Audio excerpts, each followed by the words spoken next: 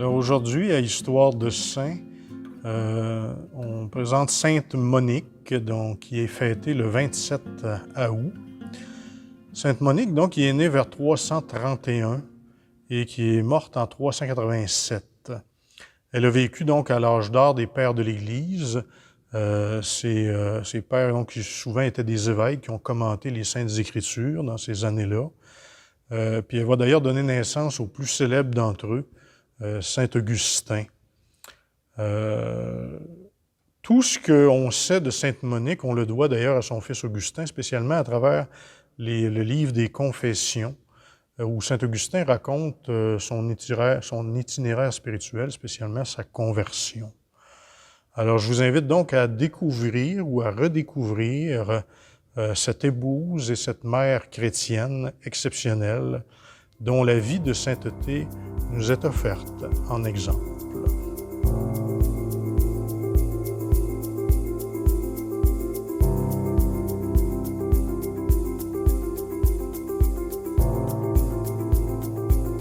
Alors, Monique est née vers l'an 331 à Tagaste, une ville de l'Empire romain en Afrique du Nord.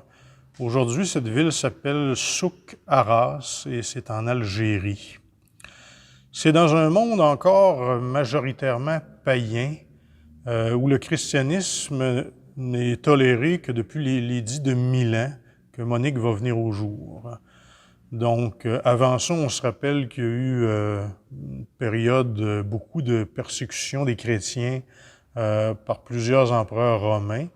Mais avec l'arrivée de l'empereur Constantin, qui va être passablement favorable au christianisme, il va y avoir l'édit de Milan, donc en 313, qui va tolérer le christianisme.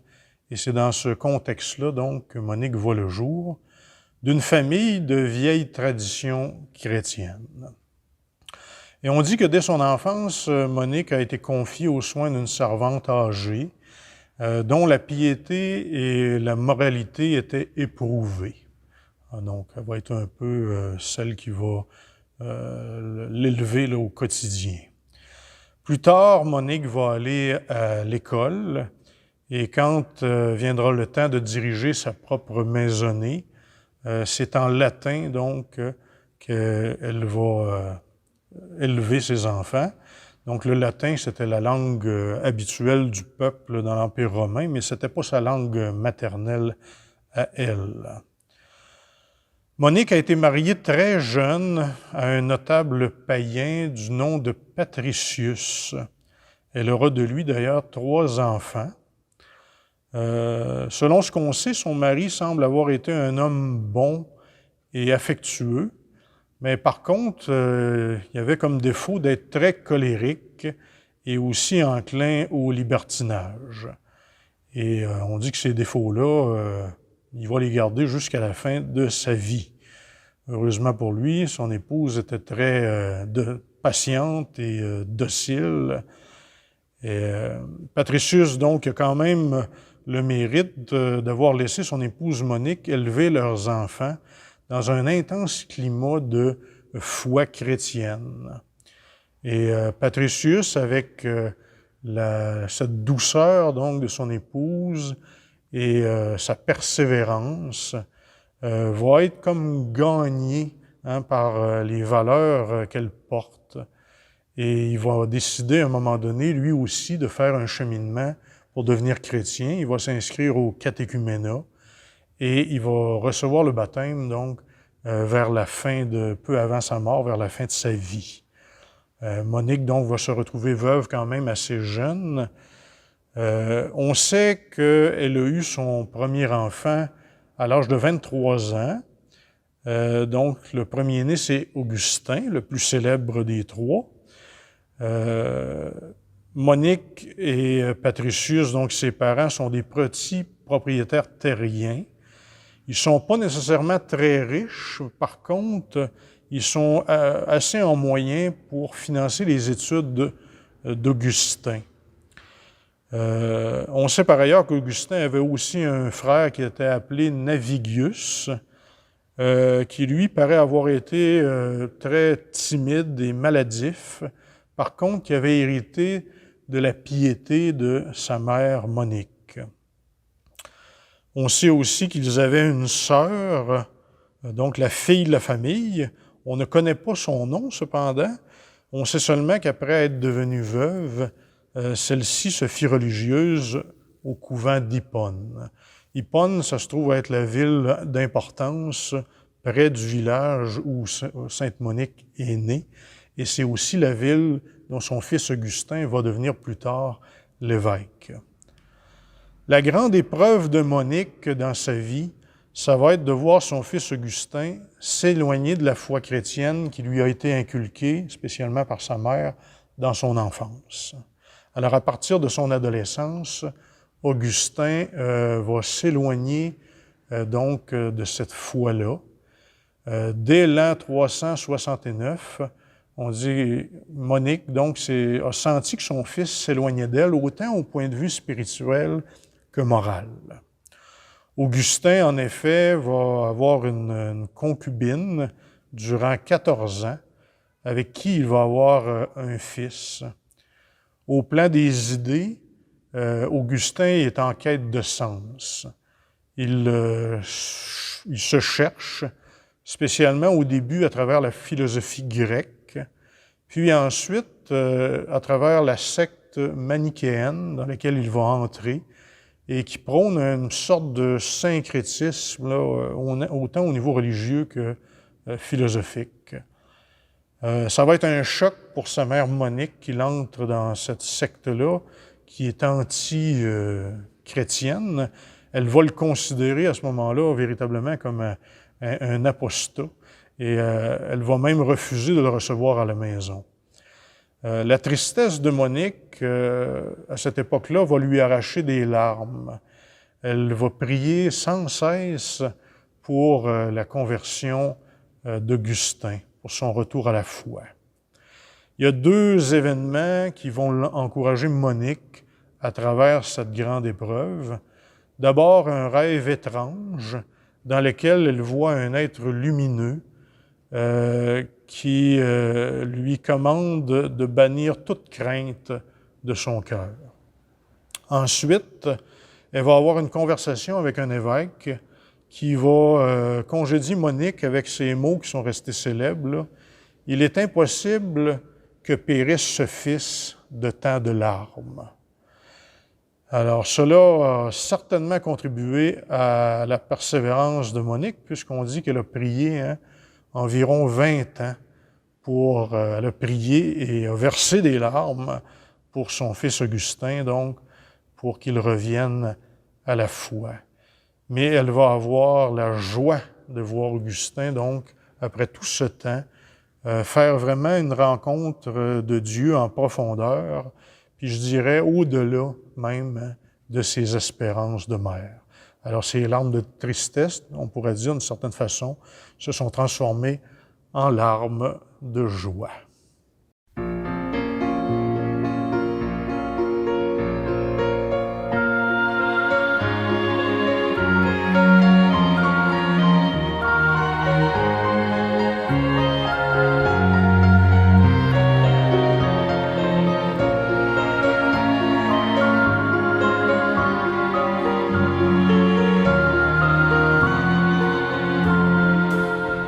J'ai cherché ma source d'amour au flanc des montagnes humaines, et j'en ai grimpé les détours sans rien trouver que de la peine. Et je l'ai cherché dans des yeux mouillés de peur et de tendresse, rêvant des rêves d'amoureux comme un enfant d'une caresse. Je t'ai cherché longtemps, je t'ai cherché partout, je te croyais dehors, tu étais au-dedans. Dieu, me voici maintenant, je suis au rendez-vous, où ton amour m'attend toujours. Et j'ai fait le tour des marchands, marchands de bonheur et de songeurs, mais ils m'ont pris habilement dans la magie de leurs mensonges. Un jour la pluie m'a rappelé qu'il est des sources dans la terre. Et j'ai résolu de sonder mon cœur enfermé dans la pierre. Je t'ai cherché longtemps, je t'ai cherché partout. Je te croyais dehors, tu étais au-dedans, Dieu. Me voici maintenant, je suis au rendez-vous où ton amour m'attend toujours.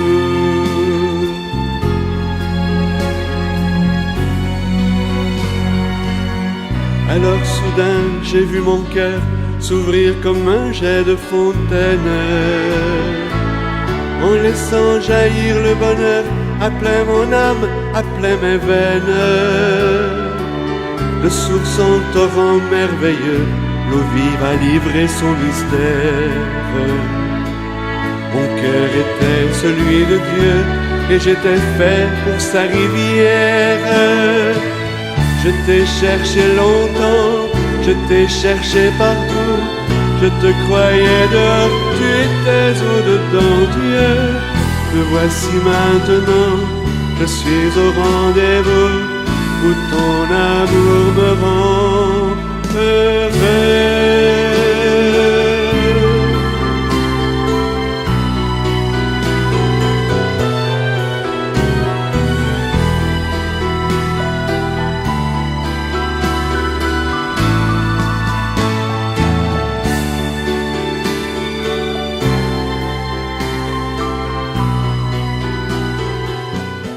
Alors, je veux maintenant vous lire un extrait du livre des Confessions de Saint Augustin, où il parle des derniers moments qu'il a vécu avec sa mère, Monique. C'est un extrait qu'on retrouve au bréviaire, que spécialement nous, les prêtres, nous lisons là, à chaque jour. Donc, c'est à la fête de Sainte Monique. À l'approche du jour où ma mère allait sortir de cette vie, tu connaissais ce jour, mon Dieu, nous l'ignorions. Il arriva par l'effet de tes arrangements mystérieux, à ce que je crois, qu'elle et moi, nous nous trouvions seuls, appuyés à une fenêtre, d'où l'on voyait le jardin dans la maison que nous habitions. C'était à Ostie, à l'embouchure du Tibre, loin de la foule, après la fatigue d'un long voyage. Nous reprenions nos forces en vue de la traversée. Nous causions donc seuls avec une grande douceur. Oubliant le passé et tendus vers l'avenir, nous cherchions ensemble auprès de la vérité, c'est-à-dire auprès de toi, ce que serait la vie éternelle des saints, que l'œil n'a pas vu, que l'oreille n'a pas entendu, que le cœur n'a pu concevoir. Nos cœurs s'ouvraient avidement au flot céleste de ta source, la source de vie qui est en toi. C'est de cela que nous parlions, quoique d'une manière et en des termes différents de ceux que j'ai rapportés. Mais Seigneur, tu le sais, ce jour-là, comme nous causions ainsi, et que le monde, parmi ses propos, perdait pour nous toute valeur, ma mère me dit, « Mon fils, pour moi, il n'y a plus rien qui me donne du plaisir en cette vie. Qui ferai-je maintenant? Pourquoi y suis-je encore? Je ne le sais pas. Mon espérance en ce monde est maintenant épuisée. Une seule chose me faisait désirer de m'attarder dans cette vie quelque temps encore, c'était de te voir avant ma mort, chrétien catholique. Dieu m'a plus que comblé sur ce point, puisque je vois que tu es son serviteur, au point de mépriser les joies terrestres. Qu'est-ce que je fais ici?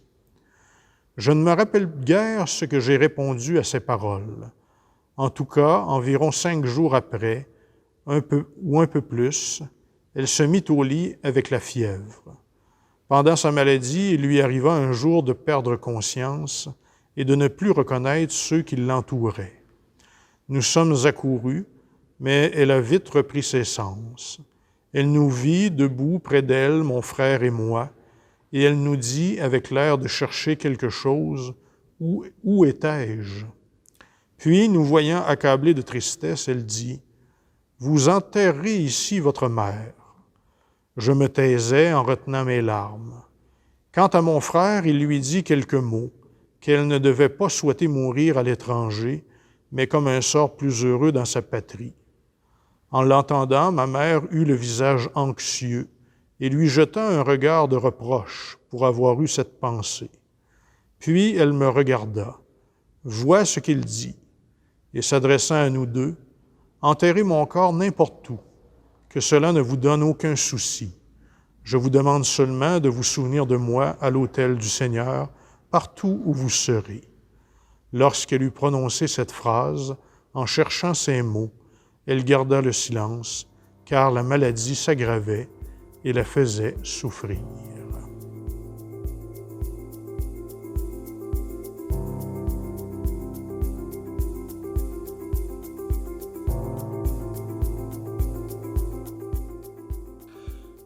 Sainte Monique est donc décédée, comme on l'a vu dans la lecture tantôt, au port d'Ostie, qui est situé en Italie, après avoir été 9 jours malade.